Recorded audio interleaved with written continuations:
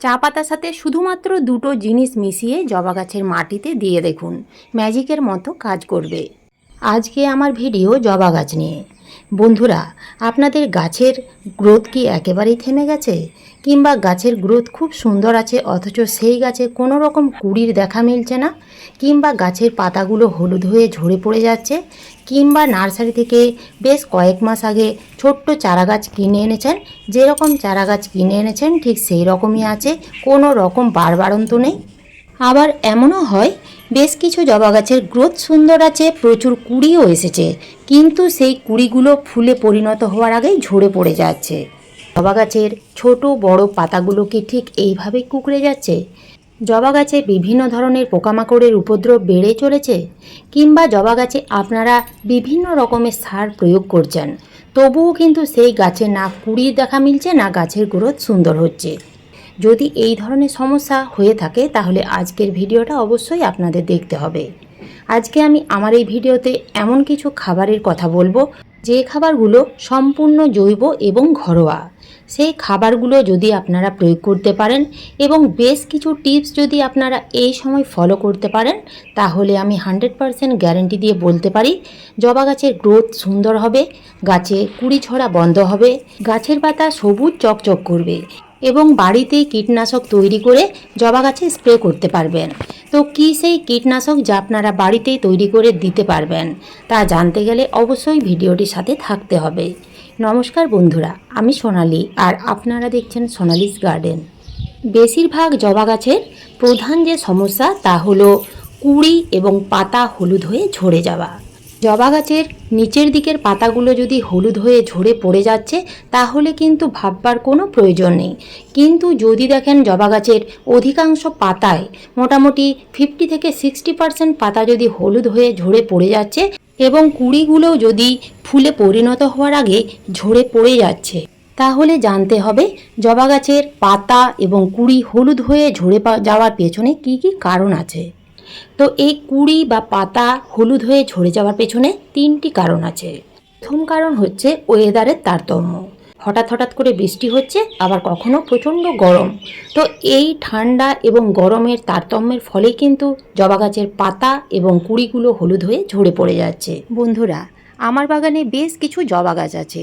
তো প্রত্যেকটা জবা গাছের পাতায় কিন্তু ঘন সবুজ এবং চকচক করছে। শুধুমাত্র দুটো জবা গাছে বেশিরভাগ পাতাই হলুদ হয়ে ঝরে যাচ্ছে। তো ভয় পাওয়ার কিছু নেই, এই ওয়েদারের তারতম্যের কারণেই কিন্তু জবা গাছের পাতাগুলো এরকম হলুদ হয়ে ঝরে পড়ে যাচ্ছে। জবা গাছের পাতা হলুদ হয়ে যাওয়া এবং কুঁড়ি ঝরে যাওয়ার পেছনে দ্বিতীয় যে কারণ তা হচ্ছে জল। এখন যখন তখন বৃষ্টি হচ্ছে এবং কন্টিনিউ বৃষ্টি হয়েই চলেছে, যার ফলে গাছের মাটি শুকোতেই পারছে না, মাটি সবসময় প্যাচপ্যাচে ভিজে থাকছে। আমরা যে খাবারগুলো দিচ্ছি সেই খাবারগুলো ঠিকমতো গাছ গ্রহণ করতে পারছে না, যার ফলে গাছের পাতা হলুদ হয়ে যাচ্ছে এবং কুঁড়িগুলো সব ঝরে যাচ্ছে। দ্বিতীয় যে কারণ তা হচ্ছে জবা গাছের জাপ পোকা এবং মিলিবাগ, অর্থাৎ পোকামাকড়ের উপদ্রব। জবা গাছে পোকামাকড়ের উপদ্রব হলে সেই গাছের পাতা হলুদ হয়ে যাবে এবং কুঁড়ি ঝরে যাবে।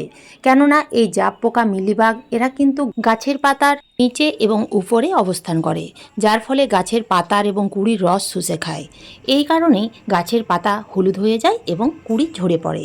কারণগুলো তো জানা গেল, কিন্তু এর সমাধান আপনারা কিভাবে করবেন? তো বৃষ্টি থেমে যাওয়ার পরে আপনারা টবগুলোকে এমন জায়গায় রাখুন যেখানে 5 থেকে 6 ঘন্টা সূর্যের ডাইরেক্ট রোদ পায়। মাটি যখন কিছুটা শুকিয়ে যাবে তখন আপনারা টবের মাটির উপরিভাগ হালকাভাবে এইভাবে একটু খুশে দেবেন। এতে টবের মাটি ঝুরঝুরে হবে এবং খুব তাড়াতাড়ি সেই ভিজে মাটি শুকিয়ে যাবে। বৃষ্টি না হওয়ার ফলে আমরা যদি গাছের মাটিতে জল না দিই এবং সেই মাটি যদি খটখটে শুকিয়ে যায়, আমরা যদি সেদিকে লক্ষ্য না রাখি, তাহলেও কিন্তু গাছের পাতা ঝরে যাবে। অর্থাৎ গাছের মাটি একেবারে শুকনোও রাখা যাবে না, একবারে প্যাচপ্যাচে গোলা রাখাও যাবে না, সেদিকে আপনাদের লক্ষ্য রাখতে হবে। এছাড়াও আপনাদের লক্ষ্য রাখতে হবে টবের ড্রেনেজ হোল ঠিক আছে কিনা। বিভিন্ন কারণে ড্রেনেজ হোল বন্ধ হয়ে যায়।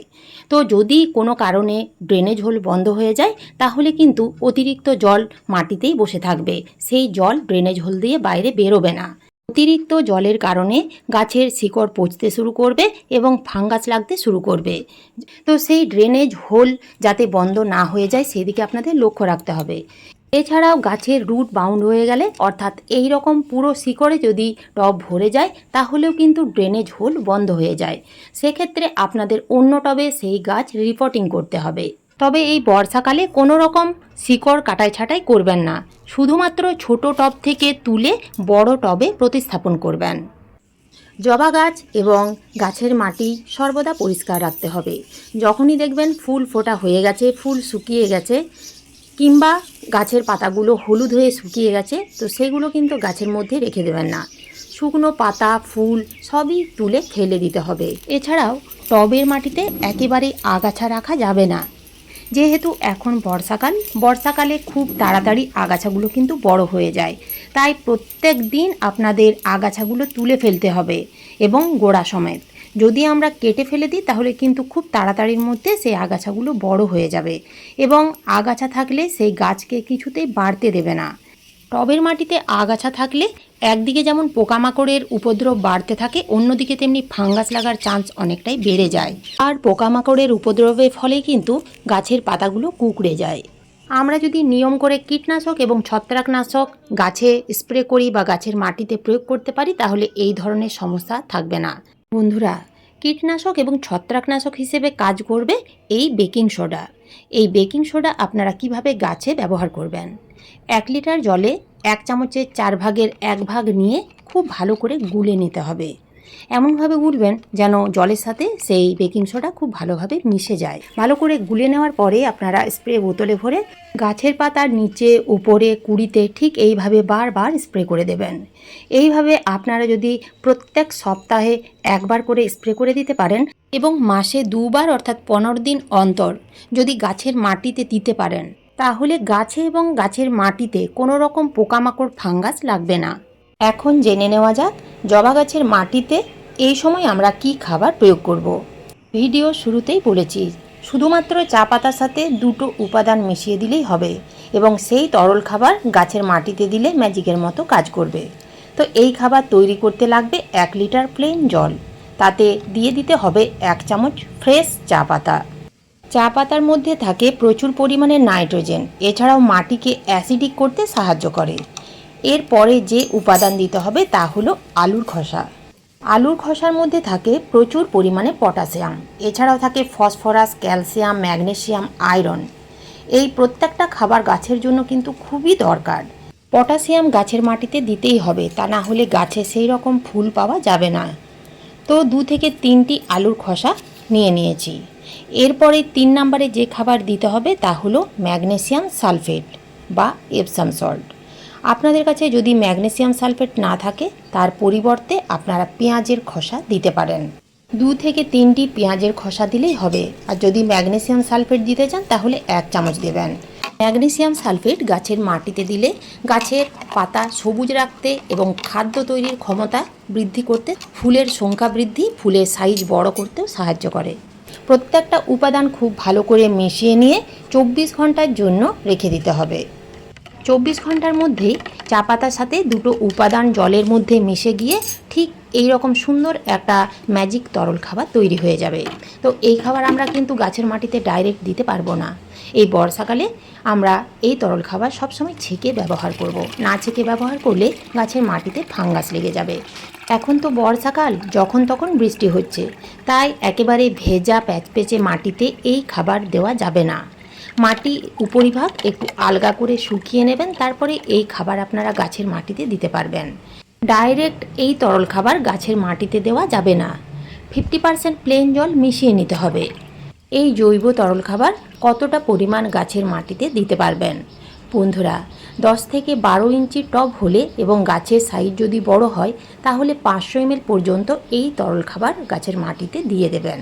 টবের সাইজ যদি 6 থেকে 8 ইঞ্চির হয় এবং গাছের সাইজ যদি ছোট হয় তাহলে 250 ml পর্যন্ত দিতে পারবেন। তবে এই খাবার আপনারা প্রত্যেক সপ্তাহে কিংবা 10 থেকে 12 দিন অন্তর প্রত্যেকটা জবা গাছের মাটিতে দিয়ে দেবেন।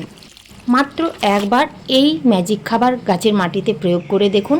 7 দিনের মধ্যেই দেখবেন যে সকল জবা গাছের গ্রোথ একেবারেই থেমে গেছিল সেই সকল জবা গাছের বৃদ্ধি দ্রুত হারে হবে। এছাড়াও গাছের পাতা ঘন সবুজ থাকবে, প্রত্যেকটা জবা গাছের ডালে অসংখ্য কুঁড়িতে ভরে যাবে। যে ফুলগুলো ফুটবে সেই ফুলের সাইজ যথেষ্টই বড় হবে। তো আজ এই পর্যন্তই। ভিডিওটা ভালো লাগলে একটা লাইক অবশ্যই দেবেন এবং কমেন্ট করতে ভুলবেন না। নতুন বন্ধুরা আমার চ্যানেলটিকে সাবস্ক্রাইব করে পাশে থাকার অনুরোধ রইল।